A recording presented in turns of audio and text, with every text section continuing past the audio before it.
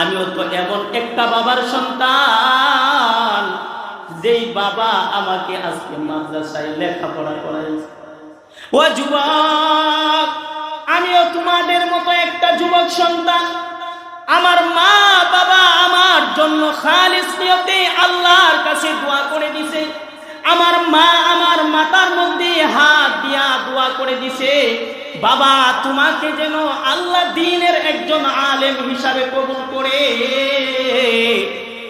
আমি তো এখন প্রায় জায়গায় গর্ব করে বলি, আমি আজকে হাজার হাজার মানুষের সামনে এই মেম্বরে বসার, হাজার হাজার মানুষের সম্মুখে মাহফিলে অংশগ্রহণ করার সুযোগটা একমাত্র আমার মাতা পিতার দুয়ার বদৌলতে।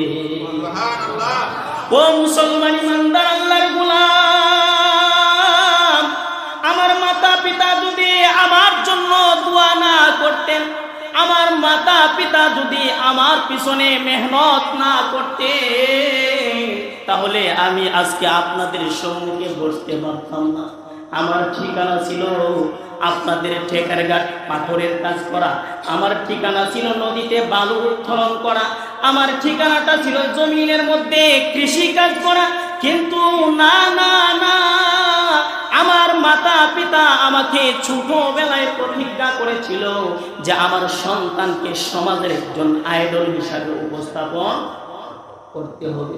আমার মাতা পিতা আমার পিছনে শ্রম দিছে, আমার জন্য আল্লাহর কাছে দোয়া করছে, যার কারণে আমার আল্লাহ আমাকে এই স্থান পর্যন্ত পৌঁছায় দিছে। ঠিক তেমনি ভাবে প্রতিটা মাতা পিতা তার সন্তানের জন্য আল্লাহর কাছে কান্নাকাটি করে, আল্লাহর কাছে গুনাহগারি করে, আল্লাহর কাছে আহাজারি করে, আল্লাহ তুমি আমার সন্তানটাকে মানুষের মতো মানুষ বানাও, তুমি আমার সন্তানটাকে সমাজের প্রতিষ্ঠিত একজন ব্যক্তি বানাও, তুমি আমার সন্তানটাকে সমাজের ধনাঢ্যশালী একজন ব্যক্তি বানাও। কিন্তু মাতা পিতার দুয়ার বদৌলতে আমরা সম্পদপ্রাপ্ত হয়, মাতা পিতার দুয়ার বদৌলতে থানার ওসি হয়, মাতা পিতার দুয়ার বদৌলতে ইউনিয়ন চেয়ারম্যান হয়। হওয়ার পরে মাতা পিতাকে ভুলে যায়। এমনও ইতিহাস মিলছে ব্যক্তি মাতা পিতার দোয়ার বদৌলতে চেয়ারম্যানে পরিণত হয়েছে, হওয়ার পরে নতুন ঘর করছে। এই ঘরের ভিতরে যখন বাবা ঢুকে, বাবাকে বলে বাবা জোতাগুলি বাহিরে রাখেন।